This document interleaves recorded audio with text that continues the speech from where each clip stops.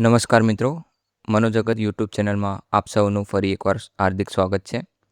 તો મિત્રો, આગળના લેક્ચરમાં આપણે રિસર્ચનું ઇન્ટ્રોડક્શન અને રિસર્ચની કેરેક્ટરિસ્ટિક વિશે ભણી ગયા છીએ. આજે આપણે રિસર્ચ સ્ટેપ વિશે ભણવાના છીએ, એટલે કે સંશોધનના તબક્કાઓ.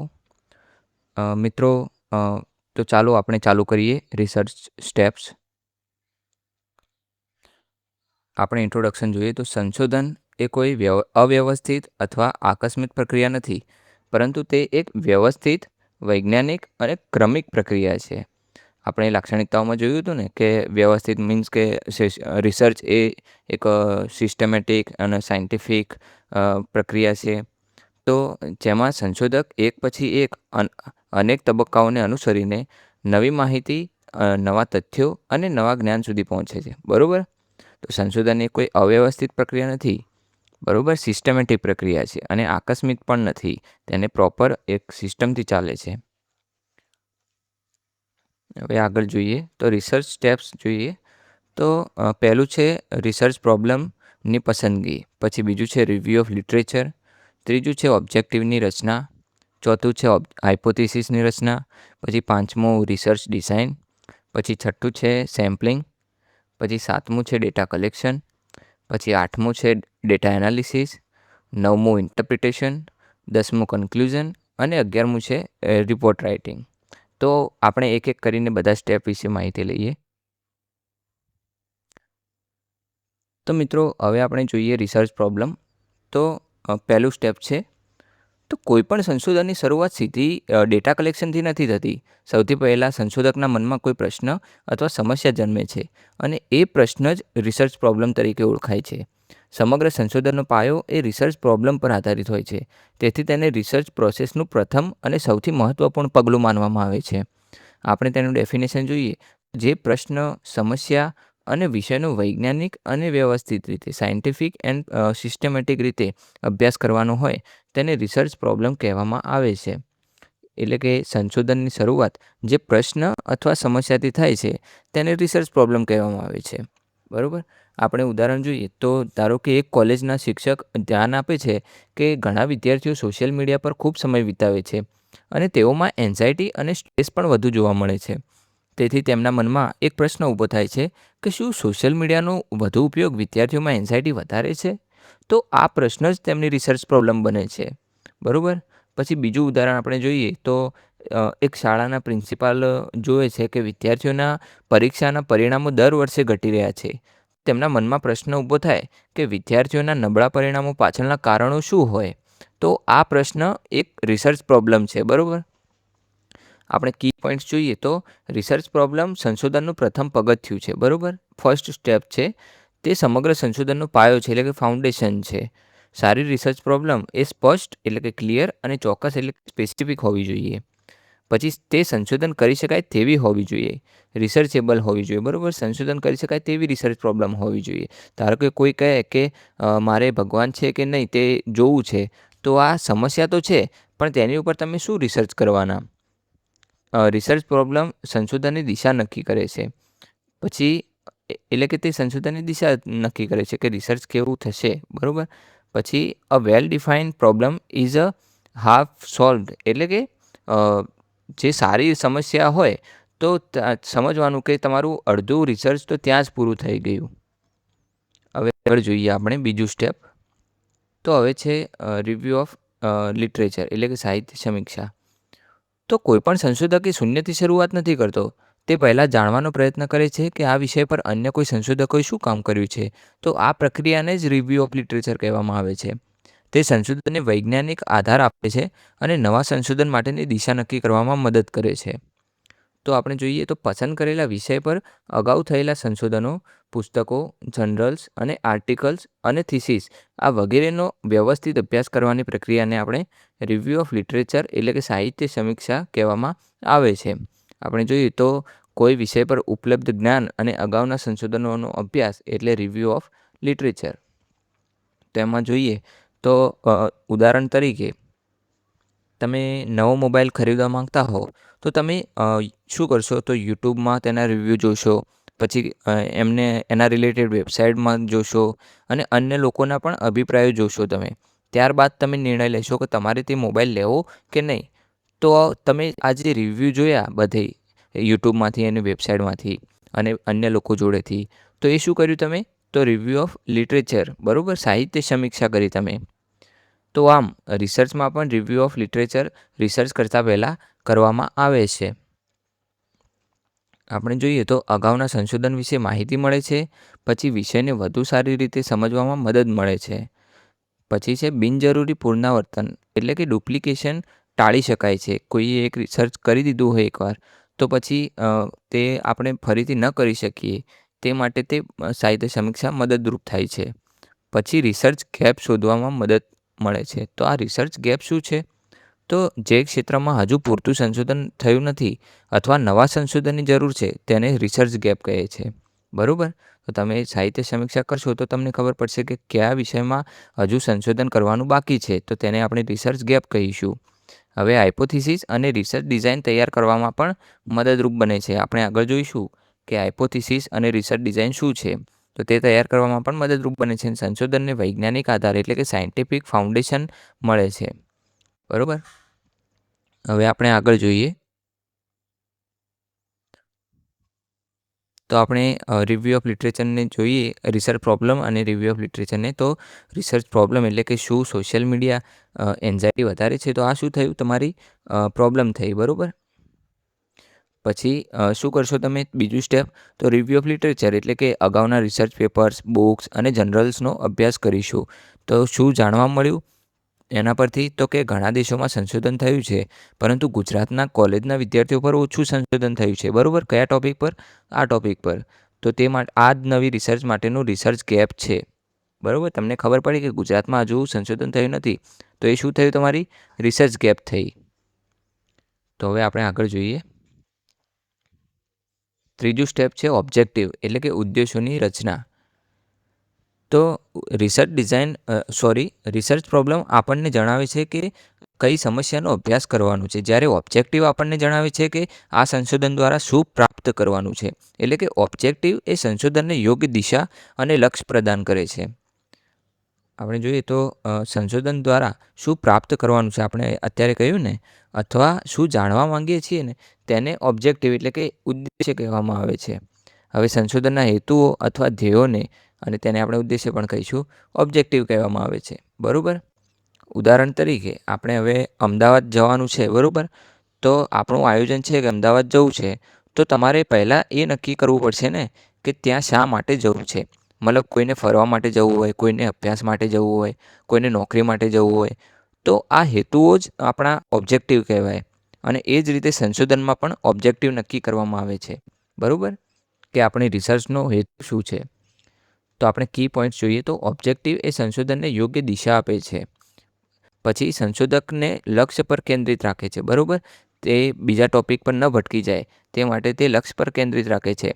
પછી ડેટા કલેક્શન અને ડેટા એનાલિસિસમાં મદદ કરે છે. અને પછી રિસર્ચ ડિઝાઇન તૈયાર કરવામાં પણ મદદરૂપ બને છે. આ ડેટા કલેક્શન, ડેટા એનાલિસિસ અને રિસર્ચ ડિઝાઇનને આપણે આગળ હમણાં વાત કરીશું. પછી છે ઓબ્જેક્ટિવ સ્પષ્ટ અને ચોક્કસ હોવા જોઈએ. સ્પષ્ટ અને ચોક્કસ હોવા જોઈએ, કેમ કે આપણે રિસર્ચ કરવાની છે, તેથી આપણને આપણા ઉદ્દેશ્ય ખબર હોવી જોઈએ. હવે આગળ જોઈએ આપણે. તો ઓબ્જેક્ટિવના પ્રકાર છે, 2 પ્રકાર છે. એક છે જનરલ ઓબ્જેક્ટિવ, એટલે કે સામાન્ય ઉદ્દેશ્ય, અને બીજું છે સ્પેસિફિક ઓબ્જેક્ટિવ, એટલે કે વિશિષ્ટ ઉદ્દેશ્ય.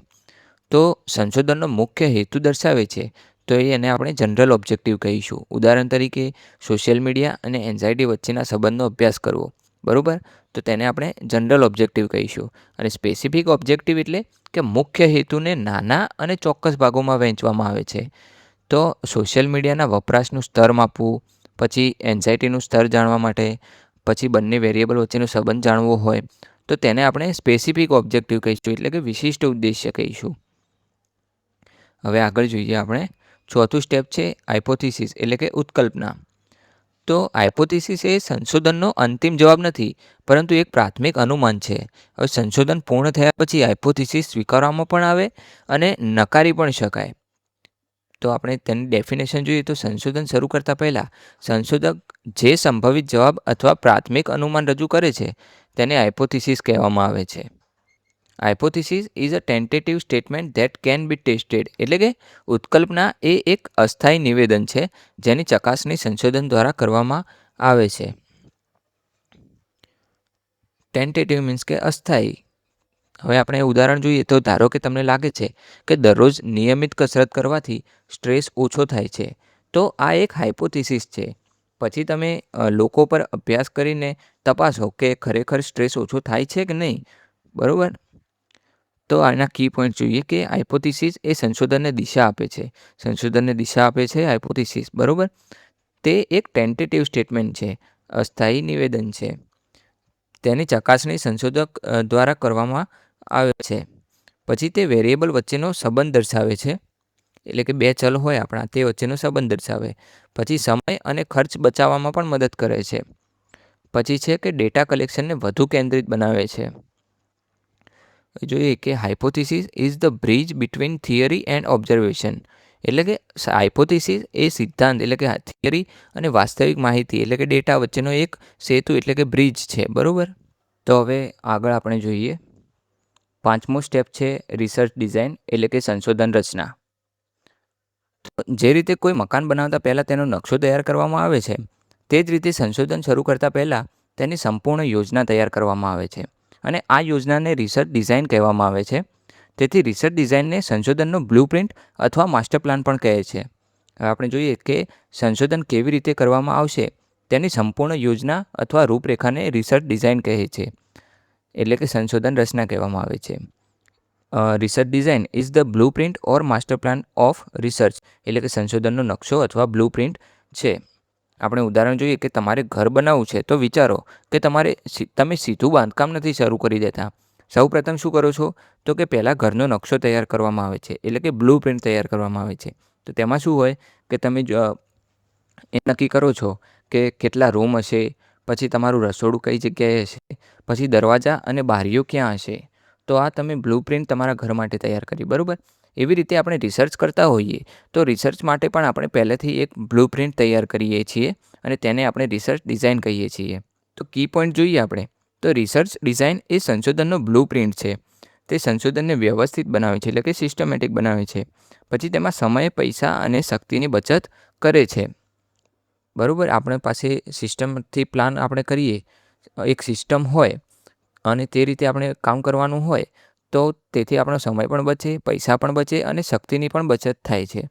પછી તે ડેટા કલેક્શન અને ડેટા એનાલિસિસ માટે માર્ગદર્શન આપે છે. આપણે ડેટા કલેક્ટ કરવાનો હોય અને પછી તેનું એનાલિસિસ કરવાનું હોય તો ત્યાં પણ સંશોધન ડિઝાઇન એ આપણને માર્ગદર્શન આપે છે. પછી વિશ્વસનીય અને ચોક્કસ પરિણામો મેળવવામાં મદદ કરે છે. હવે આગળ જોઈએ આપણે તો મિત્રો આગળના ટૉપિક જોતાં પહેલાં આપણી યુટ્યુબ ચેનલ મનોજગતને તમે લાઈક કરી દો, સબસ્ક્રાઈબ કરી દો અને શેર પણ કરી જ દેજો, કેમ કે તમે આગળનો આપણે વિડીયો જે લેક્ચર આવશે તો તેની માહિતી તમને મળતી રહેશે. હવે આગળ જોઈએ આપણે. હવે 6થું સ્ટેપ છે સેમ્પલિંગ. તો દરેક સંશોધનમાં સમગ્ર પોપ્યુલેશનનો અભ્યાસ કરવો શક્ય નથી અને તેથી પોપ્યુલેશનમાંથી કેટલાક પ્રતિનિધિ સભ્યોની પસંદગી કરવામાં આવે છે અને આ પ્રક્રિયાને જ આપણે સેમ્પલિંગ કહીએ છીએ. એટલે કે સેમ્પલ એ સમગ્ર પોપ્યુલેશનનું પ્રતિનિધિત્વ કરે છે.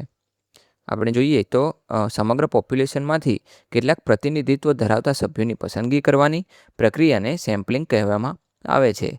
Sampling is the process of selecting a representative group from the population, એટલે કે પોપ્યુલેશનમાંથી એવા પ્રતિનિધિત્વ ધરાવતા ગ્રુપની પસંદગી કરવામાં આવે છે, તેને આપણે સેમ્પલિંગ કહીએ છીએ. હવે ધારો કે ઉદાહરણ લઈએ કે એક શિક્ષક જાણવા માંગે છે, આપણે જે પહેલાં લીધું હતું ઉદાહરણ તે જ, તો કે એક શિક્ષક જાણવા માંગે છે કે શું સોશિયલ મીડિયાનો વધુ ઉપયોગ એ વિદ્યાર્થીઓમાં એન્ઝાયટી વધારે છે. તો જો ગુજરાતની બધી કોલેજોના વિદ્યાર્થીઓ પર અભ્યાસ કરવો હોય તો લાખો વિદ્યાર્થીઓ સુધી પહોંચવું મુશ્કેલ બની જાય છે અને તેથી સમગ્ર પોપ્યુલેશનના બદલે માત્ર આપણે 100 વિદ્યાર્થીઓ પસંદ કરીએ છીએ અને તેમના પર અભ્યાસ કરીએ છીએ. તો એ શું કર્યું, આપણે સેમ્પલ પસંદ કર્યું અને તેથી આપણે તેને સેમ્પલિંગ કહીએ છીએ. હવે કી પોઈન્ટ્સ જોઈએ તો સેમ્પલિંગ એટલે સમય અને ખર્ચ બચાવે છે, કેમ કે આપણે જો અત્યારે જોયું કે બધા ગુજરાતના વિદ્યાર્થીઓ પર સંશોધન કરવું શક્ય નહોતું તો તે આપણું શું થયું, પોપ્યુલેશન થયું. હવે તેમાંથી આપણે થોડા 100 વિદ્યાર્થીઓ લીધા અને તેમના ઉપર રિસર્ચ કર્યું તો તે આપણું સેમ્પલ થયું, બરાબર. તો સમય પણ બચી ગયો આપણો અને ખર્ચ પણ બચી ગયો. હવે સમગ્ર પોપ્યુલેશનનો અભ્યાસ કરવો હંમેશા શક્ય હોતો નથી. આપણે બધા ગુજરાતના વિદ્યાર્થીઓ પર ક્યારે અભ્યાસ કરી રહીએ? તો સેમ્પલ એ પોપ્યુલેશનનું પ્રતિનિધિત્વ કરતું હોવું જોઈએ. હવે આ સેમ્પલ છે એ તમારું પોપ્યુલેશનને પ્રતિનિધિત્વ કરતું હોવું જોઈએ. પછી યોગ્ય સેમ્પલિંગથી વધુ વિશ્વસનીય પરિણામો મળે છે. એટલે કે જેટલું તમારું સેમ્પલિંગ યોગ્ય છે તેટલા વધુ વિશ્વસનીય પરિણામો મળશે. પછી સેમ્પલિંગ સંશોધનની ગુણવત્તાને અસર કરે છે. હવે આપણે કી પોઈન્ટ્સ જોઈએ. આપણે બીજું ઉદાહરણ પણ જોઈ લઈએ તેનું. ધારો કે તમે રસોઈ તમારે બનાવી છે અને તમે ભાત બનાવ્યા છે, બરાબર, રસોઈમાં. તો હવે તમે ભાત બની ગયા છે કે નહીં તે ચકાસવા માટે શું કરશો? આખા તપેલીના ભાતને ચેક કરશો કે પછી તેમાંથી થોડા નમૂનો લઈ અને તેને ચેક કરશો?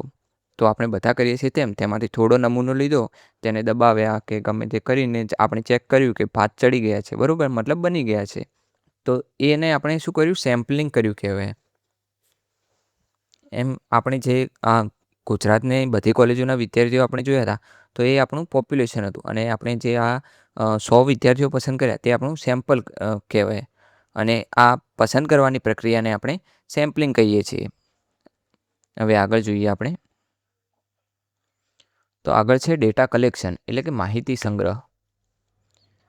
તો જો સંશોધન શરીર છે તો ડેટા કલેક્શન તેનું હૃદય છે, કારણ કે યોગ્ય માહિતી વિના એ કોઈ પણ સંશોધન સફળ બની શકતું નથી.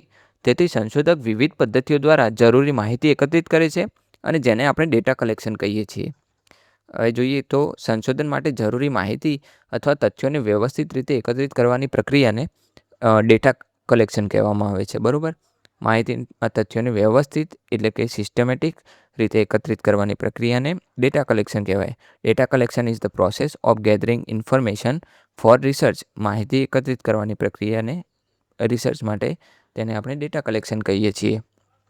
ઉદાહરણ તરીકે, જો કોઈ ડૉક્ટર દર્દીની સારવાર કરવી હોય તો તે પહેલાં દર્દી પાસેથી કેવી માહિતી મેળવશે? તો દર્દીને પૂછશે કે તમને શું સમસ્યા છે, પછી કેટલા સમયથી છે. તો આ માહિતી એકત્રિત કરવાની પ્રક્રિયાને આપણે ડેટા કલેક્શન કહીએ છીએ. એવી જ રીતે આ રિસર્ચમાં પણ ડેટા કલેક્શન કરવામાં આવે છે.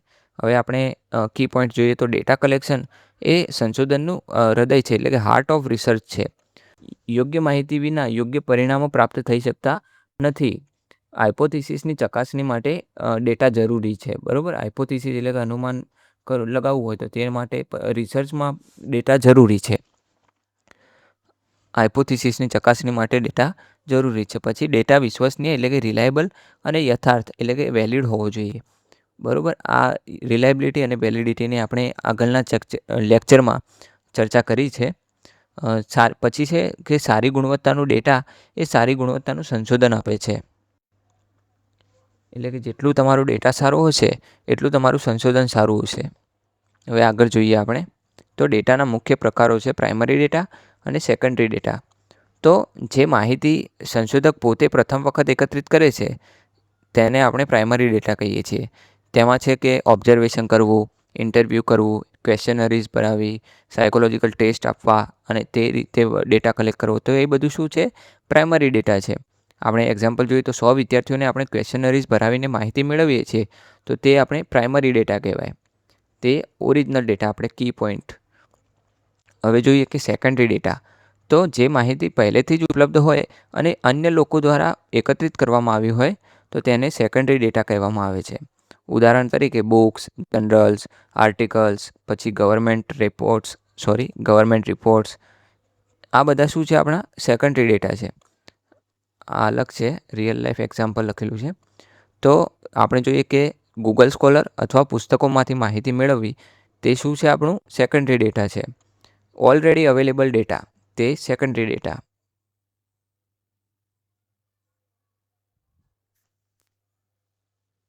તો ધારો કે આપણે પહેલાં તેનું ડેફિનેશન જોઈ લઈએ કે એકત્રિત કરવામાં આવેલી માહિતીને ગોઠવીને અને સ્ટેટિસ્ટિકલ ટેકનિક્સની મદદથી તેનું વિશ્લેષણ કરવાની પ્રક્રિયાને ડેટા એનાલિસિસ કહેવામાં આવે છે. એટલે કે data analysis is the process of organising and analysing collected data to obtain meaningful result. બરાબર. મિનિંગફુલ રિઝલ્ટ મેળવવા માટે કરવામાં આવતી જે પ્રક્રિયાને આપણે ડેટા એનાલિસિસ કહીએ છીએ. તો ધારો કે એક દુકાનદાર છે તે આખા મહિનાનું એનું વેચાણ નોંધે છે, તો મહિનાના અંતે તે ગણતરી કરે છે કે સૌથી વધુ કઈ વસ્તુ વેચાઈ, પછી કુલ કેટલી આવક થઈ અને કયો દિવસ એ સૌથી વધુ ફાયદાકારક હતો અથવા નુકસાનદાયક હતો. તો આ બધું તે માહિતી હતી એનું એનાલિસિસ કર્યું કહેવાય, બરાબર. તો એ જ રીતે આપણે રિસર્ચમાં પણ ડેટા જે મળ્યો હોય તો તેનું એનાલિસિસ કરવાનું હોય છે. આપણે કી પોઈન્ટ્સ જોઈએ તો ડેટા એનાલિસિસ માહિતીમાંથી અર્થપૂર્ણ પરિણામો મેળવવામાં મદદ કરે છે. પછી હાઇપોથિસિસની ચકાસણી કરવામાં મદદ કરે છે. પછી સ્ટેટિસ્ટિકલ ટેકનિક્સ એટલે કે ટી ટેસ્ટ, કાઈ સ્ક્વેર, મેનોવા, એન્કોવા, આવા બધા જે સ્ટેટિસ્ટિકલ ટેકનિક્સ હોય એનો ઉપયોગ કરવામાં આવે છે. પછી કન્ક્લુઝન એટલે કે તારણ સુધી પહોંચવા માટે આધાર પૂરો પાડે છે. આપણું રિસર્ચનો મેઇન ગોલ જ આપણું કન્ક્લુઝન સુધી પહોંચવાનું હોય છે, બરાબર. પછી એકત્રિત ડેટાને મિનિંગફુલ ઇન્ફોર્મેશનમાં પરિવર્તિત કરે છે. હવે આપણે આગળ જોઈએ તો ઇન્ટરપ્રિટેશન આપણું 9મું સ્ટેપ છે. તો ડેટા એનાલિસિસ આપણને માત્ર આંકડાઓ આપે છે, પરંતુ ઇન્ટરપ્રિટેશન એ આપણને તે આંકડાઓનો અર્થ સમજાવે છે. એટલે શું કે એનાલિસિસ છે, આપણે ડેટા એનાલિસિસ જોયું તો તે નંબર આપે છે, જ્યારે ઇન્ટરપ્રિટેશન એ મિનિંગ આપે છે, તે નંબર પાછળનો મિનિંગ આપે છે, બરાબર. આપણે જોઈએ તો ડેટા એનાલિસિસ દ્વારા પ્રાપ્ત થયેલા પરિણામોનો અર્થ સમજવાની અને સમજાવવાની પ્રક્રિયાને ઇન્ટરપ્રિટેશન એટલે કે અર્થઘટન કહેવામાં આવે છે. Interpretation is the process of giving meaning two analyse data, બરાબર. તેનો મિનિંગ આપવાની પ્રક્રિયાને તે ડેટાનો એનાલાઇઝ કરવાની પ્રક્રિયાને ઇન્ટરપ્રિટેશન કહેવાય છે. ધારો કે આપણે ડૉક્ટર્સના રિપોર્ટમાં લખેલું હોય કોઈનું બ્લડ શુગર, તમે આવું લખેલું હોય કે બ્લડ શુગર છે 250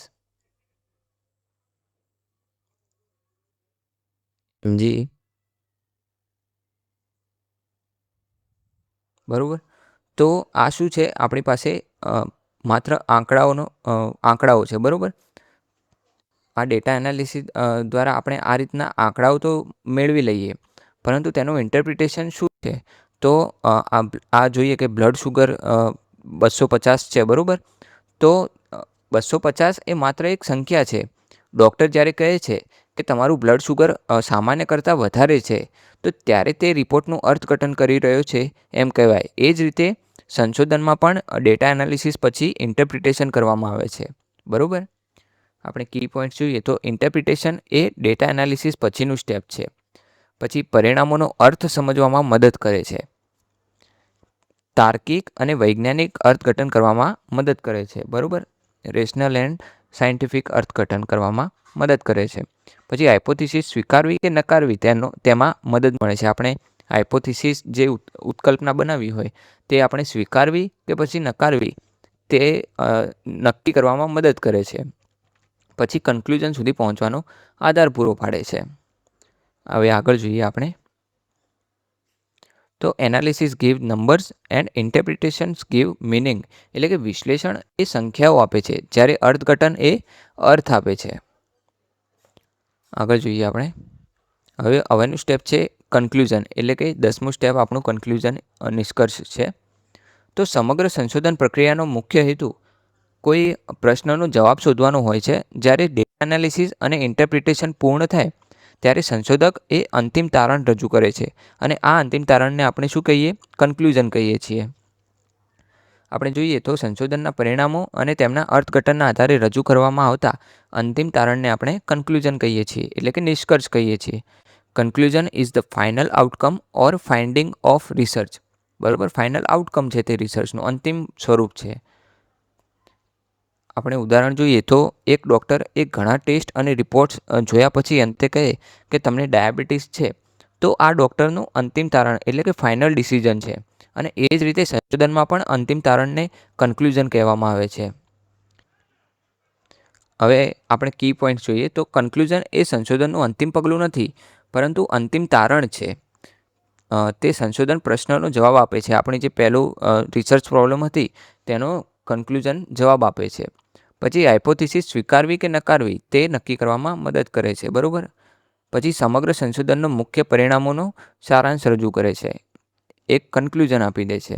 ભવિષ્યના સંશોધન માટે માર્ગદર્શન આપે છે. આપણે ભવિષ્યના સંશોધન કરવું હોય તો કન્ક્લુઝન આપણું જે હોય તે પરથી આપણે બીજા રિસર્ચ ગેપ જે આપણે વાત કરી હતી તે ગોતીને આપણે બીજા રિસર્ચ પ્રોબ્લેમ ફાઇન્ડ કરી શકીએ છીએ. તેથી ભવિષ્યના સંશોધન માટે પણ તે માર્ગદર્શન આપે છે તેમ કહી શકાય. હવે આગળ જોઈએ રિપોર્ટ રાઇટિંગ. તો મિત્રો, જો સંશોધન કરવામાં આવે પરંતુ તેને લિખિત સ્વરૂપમાં રજૂ ન કરવામાં આવે તો તે જ્ઞાન બીજા લોકો સુધી પહોંચી શકતું નથી અને તેથી સમગ્ર સંશોધન પ્રક્રિયાને વ્યવસ્થિત રીતે લખવાની પ્રક્રિયાને રિપોર્ટ રાઇટિંગ કહેવામાં આવે છે. અને આ જ રિસર્ચ પ્રોસેસનું અંતિમ સ્વરૂપ એટલે કે અંતિમ સ્ટેપ છે. સંશોધનની સમગ્ર પ્રક્રિયા, પરિણામો અને તારણોને વ્યવસ્થિત અને વૈજ્ઞાનિક રીતે લેખિત સ્વરૂપમાં રજૂ કરવાની પ્રક્રિયાને રિપોર્ટ રાઇટિંગ એટલે કે અહેવાલ લેખન કહેવામાં આવે છે. હવે report writing is the systematic presentation of research finding in return form. તો રિપોર્ટ રાઇટિંગ એ સિસ્ટમેટિક પ્રેઝન્ટેશન છે રિસર્ચ ફાઇન્ડિંગનું એક લેખિત સ્વરૂપમાં. બરાબર. આપણે ઉદાહરણ જોઈએ કે તમે આખું વર્ષ મહેનત કરીને જે પરીક્ષા આપો પરંતુ જો અંતે તમને માર્કશીટ જ ન મળે તો તમારી મહેનતનો કોઈ લેખિત પુરાવો ના મળે. તે જ રીતે રિપોર્ટ રાઇટિંગ એ સંશોધનનું માર્કશીટ અથવા ફાઇનલ ડોક્યુમેન્ટ છે. બરાબર. તો કી પોઈન્ટ્સ જોઈએ આપણે. તો રિપોર્ટ રાઇટિંગ સંશોધન પ્રક્રિયાનું અંતિમ સ્ટેપ છે. પછી તે સંશોધનને દસ્તાવેજી સ્વરૂપ આપે છે. પછી અન્ય સંશોધક માટે ઉપયોગી બને છે. બરાબર. અન્ય સંશોધક તેને વાંચી શકે અને આગળ રિસર્ચ ગેપ ગોતીને ત્યાં રિસર્ચ કરી શકે તે માટે તે ઉપયોગી બને છે. પછી સંશોધનની વિશ્વસનીયતા વધારે છે. બરાબર. પછી ભવિષ્યના સંશોધન માટે આધાર પૂરો પાડે છે અને સંશોધનના પરિણામોનું યોગ્ય સંચાર એટલે કે કોમ્યુનિકેશન કરે છે.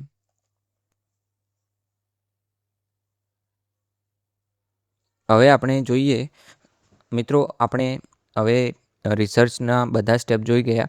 હવે આપણે એકવાર તેનું રિવિઝન કરી લઈએ. તો રિસર્ચ પ્રોબ્લેમ એટલે કે એની સિમ્પલ ડેફિનેશન છે કે જે પ્રશ્નનો વૈજ્ઞાનિક અભ્યાસ કરવાનો હોય તેને રિસર્ચ પ્રોબ્લેમ કહેવામાં આવે છે. પછી તેનું એક્ઝામ્પલ જોઈએ તો શું સોશિયલ મીડિયાનો વધુ ઉપયોગ એ એન્ઝાયટી વધારે છે? તો આ પ્રશ્ન એ આપણો રિસર્ચ પ્રોબ્લેમ કહેવાય. બરાબર. તો ફાઉન્ડેશન ઓફ રિસર્ચ છે તે, એટલે કે રિસર્ચનો પાયો છે. પછી રિવ્યૂ ઓફ લિટરેચર, તો કે અગાઉના સંશોધનોનો અભ્યાસ, તેને આપણે રિવ્યૂ ઓફ લિટરેચર કહીએ. તેમાં ગૂગલ સ્કોલર, બોક્સ અને જર્નલ્સ જેવા આવી શકે છે. જર્નલ્સ જોવા. બરાબર. પછી રિસર્ચ ગેપ શોધવામાં મદદ કરે છે. લિટરેચર રિવ્યૂથી આપણને રિસર્ચ ગેપ મળે છે. બરાબર. પછી ઓબ્જેક્ટિવ એટલે કે સંશોધન દ્વારા શું મેળવવું છે તે દર્શાવે છે. તેમાં આપણે જોઈએ તો એન્ઝાયટી અને સોશિયલ મીડિયા વચ્ચેનો સંબંધ શોધવો, તો તેને આપણે ઓબ્જેક્ટિવ કહીશું. હવે ડાયરેક્શન ઓફ રિસર્ચ, તે રિસર્ચને એક દિશા આપે છે. પછી હાઇપોથિસિસ એટલે કે પ્રાથમિક અનુમાન, તો સોશિયલ મીડિયા વધે તેમ એન્ઝાયટી પણ વધે છે, તો આમ આપણે અનુમાન લગાવ્યું તો તે આપણું હાઇપોથિસિસ કહેવાય. બરાબર. તે એક ટેન્ટેટિવ સ્ટેટમેન્ટ છે. હવે આગળ જોઈએ તો પાંચમું છે રિસર્ચ ડિઝાઇન, તો સંશોધનની સંપૂર્ણ યોજના. તો એનું ઉદાહરણ છે કે ક્વેશ્ચનરીઝ અને કોરિલેશન્સ મેથડ પસંદ કરવી. બરાબર. રિસર્ચ ડિઝાઇન માટે આ એક સ્ટેટિસ્ટિકલ ટેકનિક્સ છે. હવે બ્લુપ્રિન્ટ ઓફ રિસર્ચ છે તેને આપણે રિસર્ચ ડિઝાઇન કહીએ છીએ. પછી સેમ્પલિંગ એટલે કે પોપ્યુલેશનમાંથી સેમ્પલ પસંદ કરવું, તેને આપણે સેમ્પલિંગ કહીએ છીએ. તો ગુજરાતના બધા વિદ્યાર્થીઓના બદલે આપણે જે 100 વિદ્યાર્થીઓ પસંદ કર્યા હતા તો તે આપણું સેમ્પલિંગ કહેવાય. રિપ્રેઝન્ટેટિવ સેમ્પલ, બરાબર, તે આખા પોપ્યુલેશનનું રિપ્રેઝન્ટ કરતું હોય તેવું સેમ્પલ. પછી ડેટા કલેક્શન, તો માહિતી એકત્રિત કરવી એને ડેટા કલેક્શન કહેવાય છે. તે ક્વેશ્ચનરીઝ ભરાવી એનું ઉદાહરણ છે. તો હાર્ટ ઓફ રિસર્ચ છે તે સંશોધનનું હૃદય છે. પછી ડેટા એનાલિસિસ એટલે કે માહિતીનું સ્ટેટિસ્ટિકલ એનાલિસિસ કરવું, તેને આપણે ડેટા એનાલિસિસ કહીએ છીએ. તેમાં મેઇન કોરિલેશન કાઢવું, તો આ બધી સ્ટેટિસ્ટિકલ ટેકનિક્સ યુઝ થાય છે. તો raw data is equal to meaningful information. બરાબર. જે આપણે રો ડેટા ક્વેશ્ચનરીઝ ભરાવી અને જે ડેટા મળ્યો તો તેનું આપણે મિનિંગફુલ ઇન્ફોર્મેશન કાઢી તો તેને ડેટા એનાલિસિસ કહેવાય. પછી ઇન્ટરપ્રિટેશન, તો પરિણામોનો અર્થ સમજાવવો, એટલે કે R ઇઝ ઇક્વલ ટુ 0.75 એટલે કે પોઝિટિવ રિલેશનશિપ. આ કોરિલેશન છે તો તે નંબર્સમાંથી મિનિંગ કાઢ્યો કહેવાય આપણે. બરાબર. તો તેને આપણે ઇન્ટરપ્રિટેશન કહેવાય. પછી કન્ક્લુઝન એટલે કે અંતિમ તારણ રજૂ કરવું. તો સોશિયલ મીડિયા અને એન્ઝાયટી વચ્ચે સંબંધ છે, તો એ શું છે આપણું કન્ક્લુઝન આપણે આપ્યું. હવે આન્સર ટુ રિસર્ચ પ્રોબ્લેમ, આપણી જે રિસર્ચ પ્રોબ્લેમ હતી તેનો જવાબ એ કન્ક્લુઝન છે, બરાબર. પછી રિપોર્ટ રાઇટિંગ, એટલે કે સમગ્ર સંશોધનને લેખિત સ્વરૂપમાં રજૂ કરવું તેને રિપોર્ટ રાઇટિંગ કહેવાય, એટલે કે થીસીસ અથવા રિસર્ચ પેપર લખવું, બરાબર. પછી ફાઇનલ સ્ટેપ ઓફ રિસર્ચ છે આપણું રિપોર્ટ રાઇટિંગ છે તે ફાઇનલ સ્ટેપ ઓફ રિસર્ચ છે. હવે આપણે જોઈ લઈએ ગોલ્ડન સ્ટેટમેન્ટ. તો research problem is the foundation of research, રિસર્ચનો પાયો છે. પછી review of literature helps in identify research gap, એટલે કે લિટરેચર રિવ્યૂ કરવાથી આપણને રિસર્ચ ગેપ મળે છે. પછી hypothesis is a tentative statement, બરાબર. પછી research design is the blueprint of research, તે એક બ્લુ પ્રિન્ટ છે. A sample should be true representative of population, sample એ પોપ્યુલેશનનું ટ્રુ રિપ્રેઝેન્ટેટિવ હોવું જોઈએ. પછી data collection is a heart of research, data collection એ હૃદય છે રિસર્ચનું. Data analysis converts raw data into meaningful information, data analysis એ રો ડેટામાંથી મિનિંગફુલ ઇન્ફોર્મેશન કાઢે છે.